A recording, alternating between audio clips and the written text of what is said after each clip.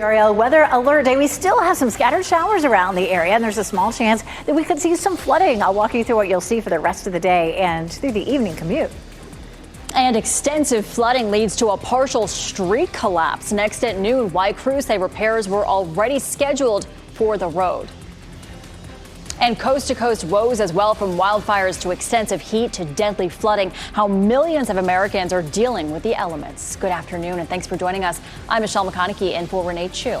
And I'm Jeff Hogan. Today is a WRAL weather alert day with more rain continuing to fall across our area and very hard at times. Meteorologist Elizabeth Gardner is in the WRAL Severe Weather Center with a look at how much more could possibly be on the way. Elizabeth, it won't right? stop. I mean, especially after yesterday. We had a good bit of rain this morning. We saw as much as a half an inch to maybe even as much as an inch and a half in a few places. It's still falling out there, but very lightly. But still in the triangle, we're seeing some showers. And we still have the potential to see it on and off through the afternoon. I don't think that we'll end up seeing a whole lot more really piling up into the rain gauges, but we do still have some rain. We'll be watching in particular the places that saw a lot of rain yesterday. So around Apex and Cary, the western part of Wake County, and then the southern part of Nash County, where we ended up with as much as 7 inches of rain. There's some other pockets worth watching, and we'll go over what some of those rainfall totals were coming up. Hour by hour rain chances as we get through the rest of this afternoon, about a 40% chance, and then it tapers off to around 20% for tonight.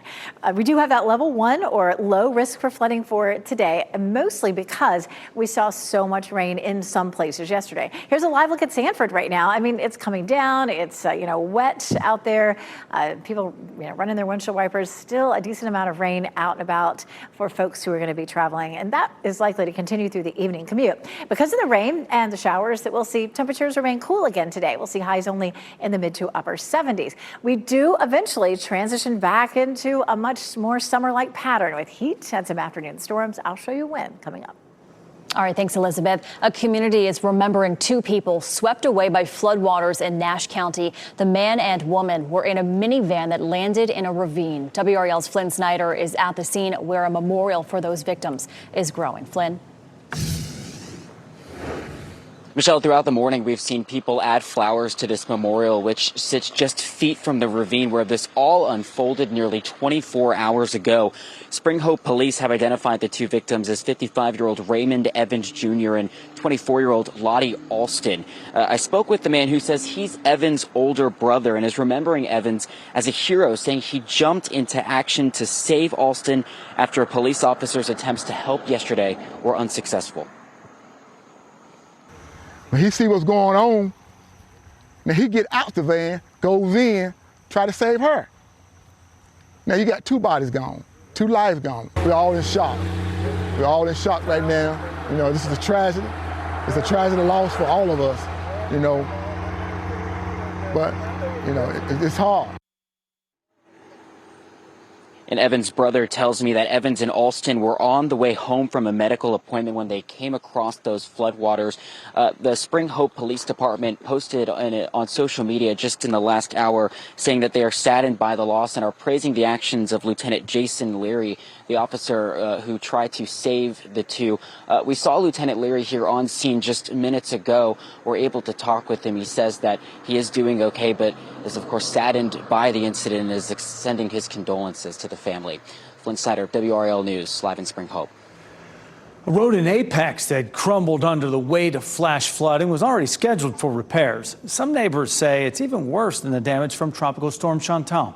WRAL's Kirsten Clark is live near Olive Chapel Road with an update on the timeline for repairs there. Kirsten.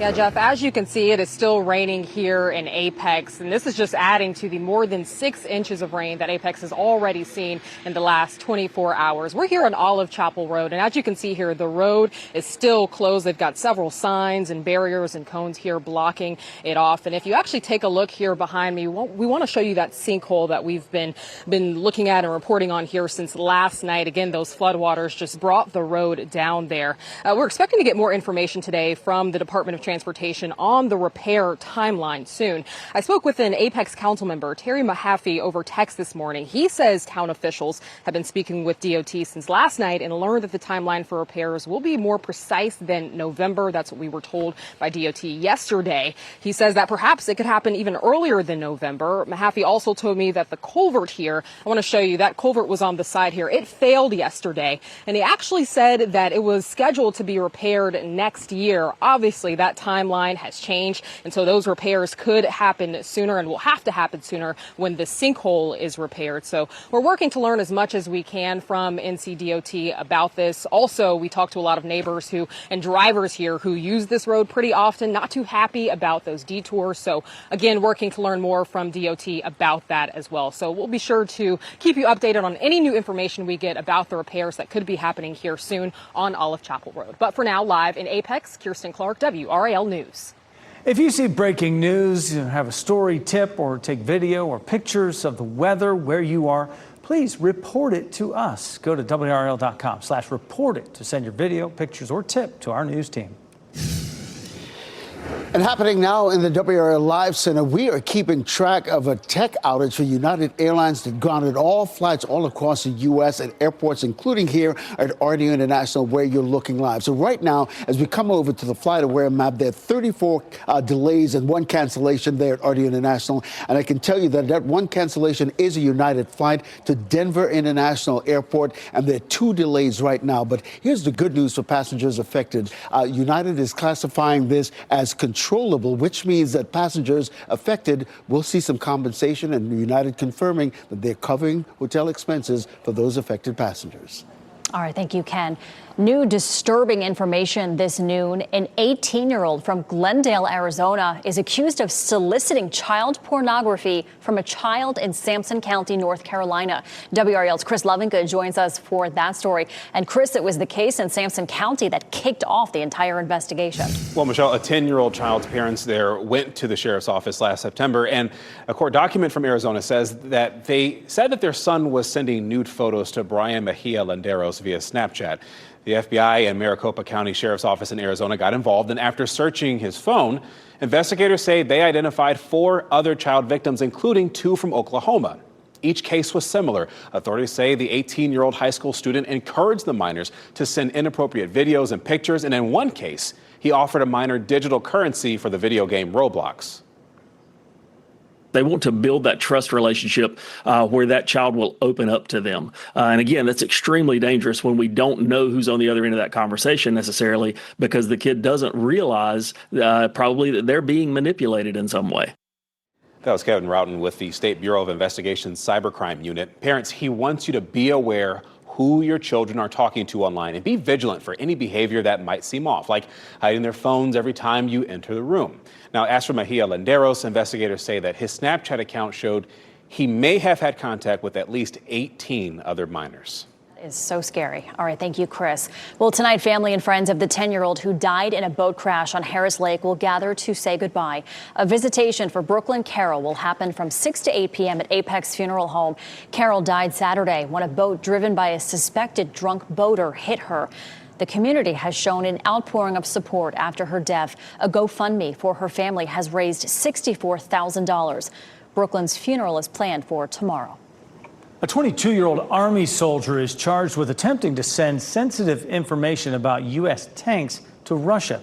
Federal prosecutors claim Taylor Lee offered to help Russia and sent technical information about the Abrams tank online in June. That information could have been very useful for the Russians because the U.S. is sending a version of that tank to Ukraine. Lee is stationed at Fort Bliss in Texas and possesses a very high top-secret clearance. Police say a mass shooting on Fort Stewart in Georgia allegedly stemmed from a disagreement between 2 co-workers the day before. Investigators say Sergeant Cornelius Radford followed a colleague to a maintenance area and shot him in the chest. Radford then shot 4 others before being tackled. His fellow soldiers are all expected to survive. A brigadier general says Radford used his personal gun to carry out those shootings. Happening now in the WRAL Live Center just before we came on the air, a top executive with the NC Courage addressing the media about the sudden firing of Coach Sean Nahas, I should say. The team put out a two-line statement last night saying the firing is effective immediately and that the team is now focused on moving forward. Nahas took over for Paul Wiley, who was fired back in 2021 for inappropriate conduct and other issues. But sources are telling our folks in our sports department that nothing egregious just happened. We just don't know why, because the firing is really baffling since the Courage is right in the middle of a playoff run. WRAL's Pat Welter attended that press conference. Look for a live report coming up at the bottom of the hour. Still a lot of questions there. Thanks, Ken. We'll get ready for an all-new experience before each of Carolina football's 6 home games this fall. Chapel Thrill Game Day is coming to UNC. National recording artists will perform free concerts in front of Wilson Library about 2 hours before each kickoff. The full lineup will be announced soon. In addition, the Old Well Walk will return for Carolina's season opener against Texas Christian University. That's on September 1st. Next at noon, tariffs and sanctions by the Trump administration. One is in place while the other could be on the way. The meeting with Russia that could stop it. Also down and now out. After an unforgettable stay in space, Butch Wilmore is back on Earth, but retiring from NASA.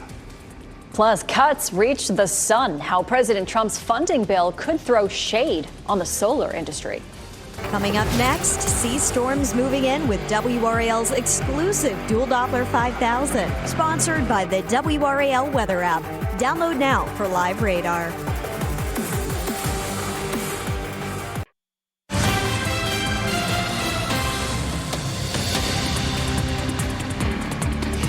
Happening now in the WRAL Live Center. This just in from our education insider Emily Walkenhorst. The Power School will soon delete all of the data on North Carolina students and most of its data on teachers. The State Board of Education approved a contract today with Power School for $415,000. It will mostly fund the transfer of Power School's data over to the state. The state is now using Infinite Campus for its statewide information system. Power School was hacked late last year, exposing the personal data of millions of the state's current and former students and teachers. We have a lot more on this story. Just check out WRAL.com. Thanks, Ken. We have breaking news we're following. President Donald Trump has instructed the Department of Commerce to begin work on a new U.S. census that excludes undocumented immigrants from the population count. The proposal marks a dramatic shift from long-standing census practices. The survey has historically counted all residents regardless of immigration status. In a Truth Social post, Trump wrote, "People who are in our country illegally will not be counted in the census." Now, Presidents Donald Trump and Vladimir Putin have agreed in principle to meet in the coming days. That announcement comes hours before tomorrow's deadline issued by President Trump for Putin to end the war in Ukraine or face tough sanctions. And it would be the first in-person meeting of Trump's second term. As NBC's Keir Simmons reports, Putin says the United Arab Emirates would be a suitable place for the meeting. Hey there, good day to you. A top Kremlin aide says Presidents Trump and Putin may meet in the coming days with the location agreed in principle. He said the Russian government is, quote, quite positive about the option of holding the meeting as soon as next week. But crucially, he appeared dismissive of a U.S. suggestion of a trilateral meeting between Presidents Trump, Putin and Zelensky. A White House official had told NBC News Trump would want a meeting between Putin and Ukraine's leader to discuss a ceasefire. The idea emerged after Trump's envoy, Steve Witkoff, met with Putin in Moscow yesterday, days before President Trump's deadline for a ceasefire. President Trump, for his part, said yesterday that there is a very good prospect of a summit with Putin and Zelensky, adding his envoy had very good talks with Putin, but he would not call it a breakthrough, he said. The proposal caught European leaders and some White House officials by surprise. A meeting with President Trump would be a win for President Putin, who has not met with a U.S. leader since he invaded Ukraine in early 2022. Still, President Zelensky saying overnight the pressure on Russia is working, and adding today, Ukraine is not afraid of meetings and expects the same brave approach from the Russian side. Keir Simmons, NBC News, London. And with all of this in mind, let's take a look at Wall Street right now. It's in the red. The Dow Jones down 262 points at this hour. The S&P 500 also down about 3 points. We will continue to monitor Wall Street as the day goes on. The man charged with killing 2 Israeli embassy staffers in Washington, D.C. now faces several federal hate crimes charges. Now, the indictment against Elias Rodriguez includes notice of special findings, which would allow the Justice Department to potentially pursue the death penalty. Rodriguez is accused of gunning down Yaron Lachinsky and Sarah Milgram as they left an event at the Capitol Jewish Museum in May. Prosecutors must prove Rodriguez was motivated by anti-Semitism when he opened fire on that young couple. New details about the man.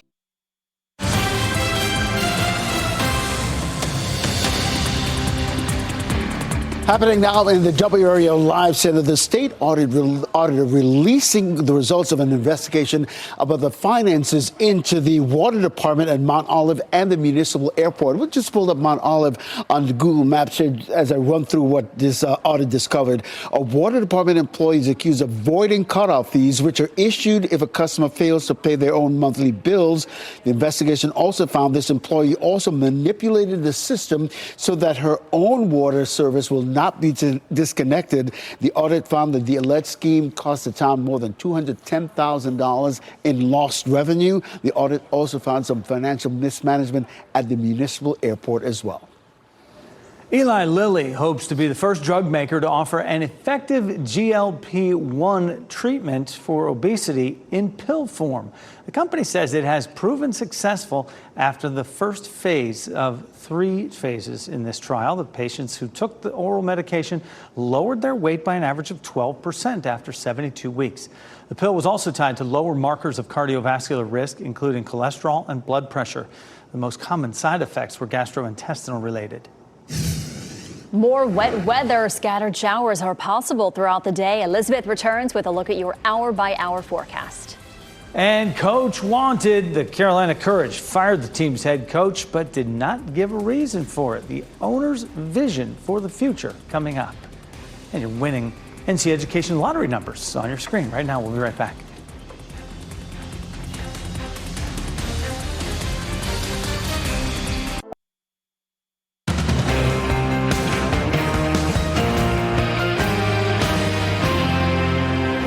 Today is a WRAL weather alert day as more rain continues to fall all across our viewing area. Yeah, meteorologist Elizabeth Gardner is in the WRAL Severe Weather Center with a look at how much more rain is on the way, Elizabeth. You know, we had some pretty steady rain this morning for hours and hours. We added to the rainfall totals. I'm going to show you what our rainfall totals were just for today compared to yesterday coming up. But it has begun to taper off just a bit, and that's definitely good news. It's still really messy out there. But the concern earlier today was that we would add enough rainfall in places that saw immense amounts of rain yesterday that we could see more flooding. And it does look like it's, kind of tapering off at this point, and potentially our flood risk is dropping. As a matter of fact, the Weather Prediction Center that issues that product has dropped us out of it for the rest of the day today. So that's definitely good news. Still, expect a 20 to 40% chance the rest of the day. It drops down to 20% later on this evening, but it could still be pretty messy for the evening commute. So we take a live look here at Sanford, and you can see a lot of water on the camera lens. The rain is falling. The roads are wet, and we're still seeing that in a decent amount of the viewing area. We're also going to take a look at the tropics. We've been talking about tropics all week. There's still a couple of systems that we'll take a look at coming up. Weather woes are impacting millions of people from coast to coast, from hazy air in the northeast to wildfires in the west, along with flooding across the nation's midsection as well as here at home. NBC's Liz Kreutz shows us how people are dealing with those elements. This morning, the country is combating wild weather from coast to coast, from dangerous downpours to out-of-control wildfires to oppressive heat. Over 30 million Americans are under heat alerts today. It is really hot right now. The summer temps reaching sweltering highs, expected to smash records from Colorado to California. And it's unbelievably hot in Arizona. Phoenix melted its previous record high on Wednesday, reaching 116 degrees and expected to go even higher today. Firefighters telling us they're on standby with these cold water immersion bags to treat people suffering from heat stroke. Crews use one on this man who collapsed in over 100-degree heat while hiking. Once we start reaching that 110, 115-degree weather, people need to take every precaution before going out in the heat. The relentless heat fueled red flag warnings and the potential for wildfires. Across the West, more than 40 large fires are actively burning, including this one in California that has charred more than 90,000 acres. Near the Grand Canyon, the 7th largest blaze in state history is still growing. While further east, rising water is the problem. In the Carolinas, another day of heavy rain and flash floods taking a fatal turn. Authorities in Nash County say 2 people were swept away and drowned after their car was trapped in high waters as the dangerous weather continues from coast to coast. If you see breaking news, have a story, tip, or take video or pictures of the weather where you are, please report it to us. Go to WRAL.com/report it to send your video, pictures, or tip to our news team. In a sudden move last night, the NC Courage fired head coach Sean Nahas. The team is currently 1 spot out of playoff contention, and new chief soccer officer Carrie Boley stood in for the team's weekly press conference this morning. And WRAL's Pat Welter is live at Wake Med Soccer Park this afternoon getting some answers. Pat, I guess the first question is why now?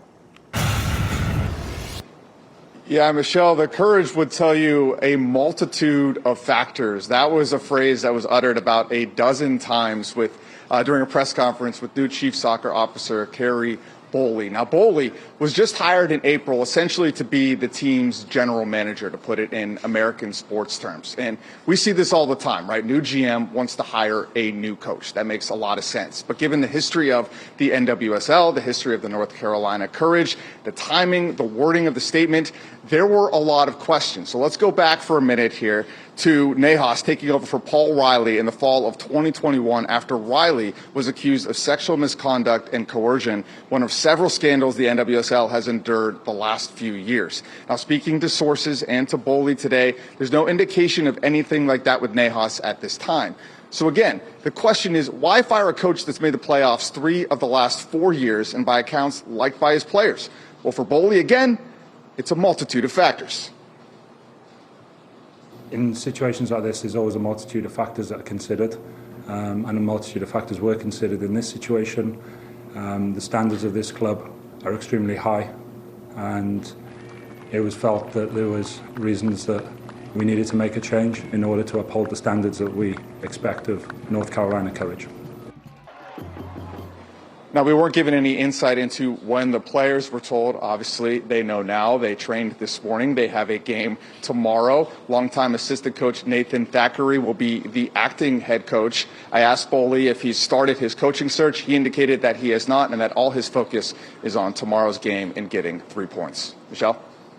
All right. Thanks very much, Pat. Durham Bulls are congratulating an umpire who is about to make Major League history. This weekend, Jen Powell is expected to become the first woman to umpire a regular season game in the big leagues. The Durham Bulls posted photos of her from games she umpired at the DBAP in 2023 and 24. The Bulls wished her the best. Powell is on the schedule for an Atlanta Braves game. Just ahead this noon, President Trump's One Big Beautiful Bill is about to cut major funding and energy savings incentives. What this could mean for your wallet. And for many, the start of a new school year is a mere 18 days away. How teachers are getting their classrooms ready.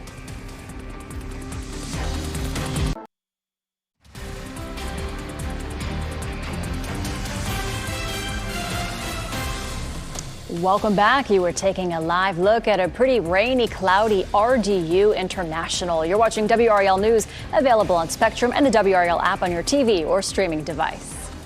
President Trump's funding bill cuts major funding and energy savings incentives at the end of the year. Tom Vacker explains how that funding cut will have major impact on the solar industry. Jason Hamilton founded EnergyWise Solar in San Anselmo 15 years ago.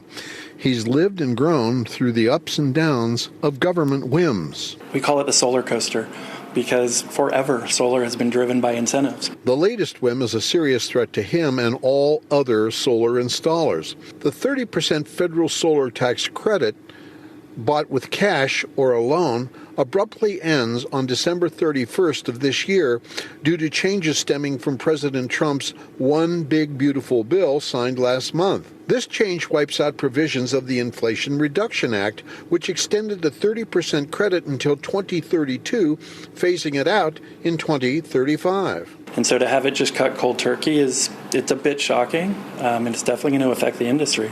The Trump administration also wiped out $7 billion in grants to low-income homeowners. Leased solar systems will continue with the credit until 2027, but that puts a lien on your home. Professor Severin Bornstein is a renowned energy economist with the UC Berkeley Haas School of Business Energy Institute. This is going to be a big hit to the growth of solar power as a major source of electricity. It is going to make it much less economic for households to adopt solar. December is really just around the solar corner. We will see a big run-up in installations through the end of the year, but after that, we'll see a big drop-off. And that is just bad for the economy of the solar industry. That was Tom Thacker reporting. And the end of tax credits for wind energy will be a huge setback for renewable, non-polluting, clean energy, as well as potentially the fight against accelerating climate change. And those tariffs will raise the price of solar panel and wind equipment potentially as well. Prepping for school, from lesson plans to decorations, educators explain how their job doesn't end when the bell rings for summer break. Life-saving app, how everyday people are stepping up to save strangers in distress.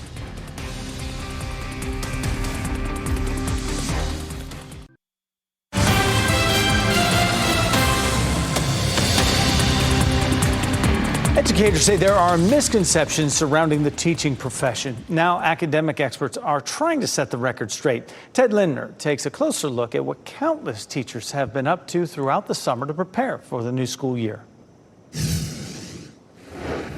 For most kids, summer vacation is a welcome sign of freedom from the classroom, with time spent relishing in all kinds of fun in the sun. And while they're off making a splash, most are probably not thinking about their teachers or the upcoming academic year. But education experts say their minds are glued on their students, as many spend a hefty amount of time throughout the summer planning for the fall. The misconception is that they're not doing any work and that they actually have it off. Teachers are doing a different kind of work that is vital to the profession in the summer, and that is reflecting. Once school is out, Dr. Laura Eicher, director of the teacher residency program at Clemson University, says many teachers use the summer to advance their own schooling. They might engage in professional development opportunities or take advanced coursework because they don't have time to do that during the school year. Some teachers also continue working in their district's summer school programs. Others remain busy setting up their classrooms and adapting their lessons. If possible, if they do have a roster of students ahead of time, I know that teachers look at the data, especially the academic success data, and start thinking of ways to differentiate their instruction to meet the needs of learners who may be struggling. Meanwhile, Dr. Eicher encourages college students looking to become teachers to try and take advantage of opportunities in the summer to work with kids. So work some summer camps like during the summer where you can lead small groups of students, help feed students who don't have lunch. There are tutoring that's available sometimes with summer programs. That was Ted Lindner reporting there. Well, congratulations are in store for the Special Olympics North Carolina 3x3 Unified Women's Basketball Team. They won a silver medal in their division at the Special Olympics North Carolina Conference in Indianapolis. The team lost the gold medal game to Special Olympics Jamaica, but these young women are proud of their accomplishments and the new friends they met. It's really exciting. I like playing this game and being competitive with everybody and all the teams. And I talk to them, some of them, and they're really nice. Unified Team SONC is made up of athletes from Wake, Durham, Orange, and Lee counties. This was the first ever 3x3 tournament at the SONA conference in Indianapolis. They should be very proud. And keep it up. Yes. Exactly. How does Indianapolis get that kind of weather when we're stuck with this right now? But that's the way it goes. They make good use of those outdoor courts, right? Yeah. Elizabeth Gardner over in the WRAL Severe Weather Center right now with what's ahead for us. Let me direct your memory back to the weekend. Do you remember that? Oh my goodness, how great our weekend was. Sunshine, low humidity. It was very nice. So yeah, we're just paying the price right now. We'll continue to have just lingering light rain. I wouldn't necessarily expect anything heavy still. It wouldn't be completely out of the question to see maybe a little bit of localized flooding, mainly in places that saw a lot of heavy rain yesterday. But the rain is starting to taper off, and the Weather Prediction Center that puts out our flood risk has dropped us out of it today, and that's definitely good news. Our temperatures will likely stay in the 70s for highs this afternoon, probably low to mid 70s, so it stays nice and cool. But starting over the weekend, we're back to some sunshine. As we get towards Sunday, we're going to be creeping up a little closer to 90 degrees, but at least we'll end up seeing some sunshine and less rain. But this disturbance that's been sitting over us for a while just continues to hold tight right here, right smack in the middle of the viewing area. It is bringing some light rain, and that may linger in some places all the way through the evening commute, through the evening hours, but and even into the day tomorrow.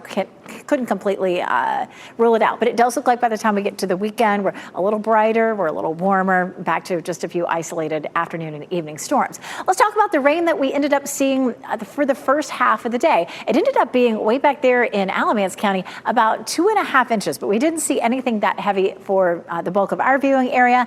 Parts of Chapel Hill and Durham saw anywhere from about 3/4 of an inch to an inch, about 3/4 of an inch near Pittsboro, about an inch here in parts of Harnett County. But right in Raleigh proper, it was only about 1/10 of an inch, even though it just felt like it was coming down and coming down. Now, for reference, we'll take a look at the 2-day rainfall, which includes some of the heavier totals that we saw yesterday. And you can see where those pockets were from Jordan Lake here through western Wake County, and again in the western part of Nash County, where we ended up seeing some pretty extreme flooding there. This is a look at some of the actual sites that collect the data. So these were some rain gauges. Our rain gauge in Cary, 8.6 inches. At Apex, 6.2. North Raleigh and Zebulon, about 4.5. Officially at RDU, it was almost 3 inches. And at Carter Finley Stadium, it was about 5.3. So, boy, we had some just localized flooding in some places yesterday. Here's a look at that flood risk. Wanted to just show it to you again, just to say, yes, we've been dropped out of the flood risk, because that's definitely a good thing. But expect about a 40% chance through the afternoon. Could still be some light showers during the evening commute. Tomorrow, it drops down to 30%, and Saturday and Sunday, it's just 20%. So if you're going to be out and about over the weekend, I did put the yellow light on just to remind you that there could be a few pop-up cells in the afternoon and evening, but they should be isolated, and the weekend is looking pretty good to go. Now, earlier in the week, we were talking about the potential for a 30% chance of a tropical system developing off the coast of the southeast. That is looking less and less likely. As a matter of fact, it looked like if it does develop, it would stay way offshore. And another one that's been coming off the coast of Africa also looks like it stays off the coast of the United States. So tomorrow, slightly warmer, still a chance of some light showers, 81. Over the weekend, we're still below normal. Our normal high is around 90, and we are back to that next week. If you're still hoping to hit the pool or the lake, we've got the heat back for next week. All right, just like that, we'll flip the switch. Civilians are stepping up to help in emergencies when a life is on the line. In that first couple minutes, having CPR can make the big difference between life and death. It sure can. How an app is helping to save lives when every second counts. And here are your winning Powerball numbers. 15.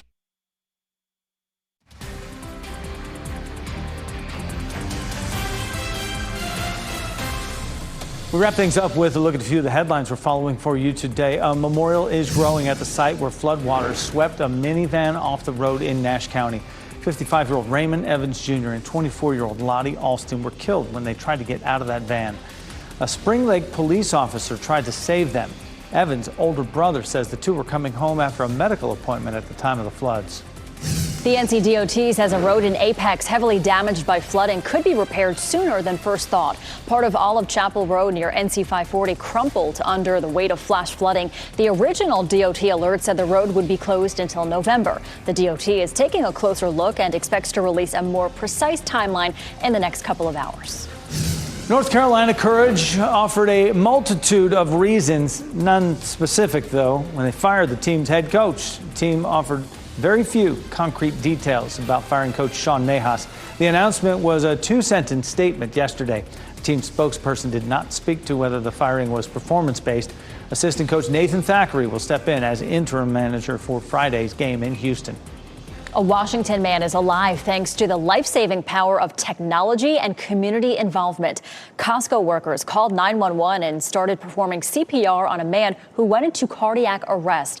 But it's an off-duty firefighter from Idaho who came to the rescue thanks to a cell phone app called Pulse Point. It uses 911 calls to alert a data bank of civilians trained in CPR to respond to emergencies in their vicinity until paramedics arrive.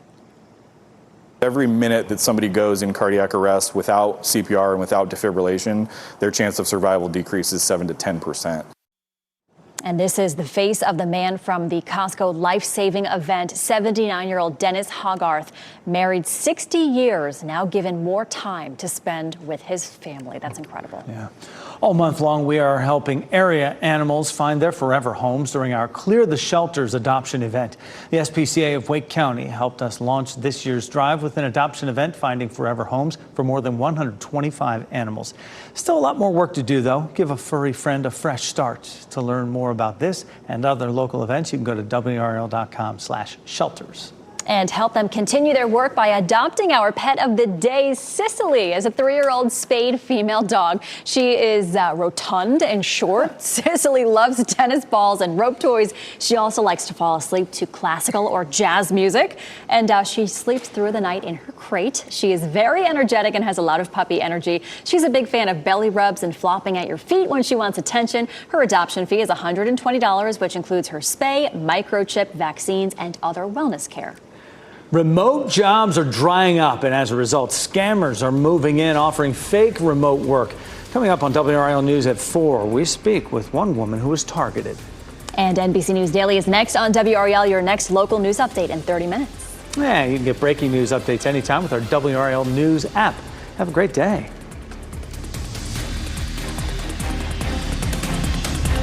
Stay safe with the latest WRAL Weather Alert Day info. Get up to the minute weather and traffic conditions when you get in your car. In Raleigh on 99.3 FM, in Durham 96.5 FM, and everywhere on 101.5 HD3.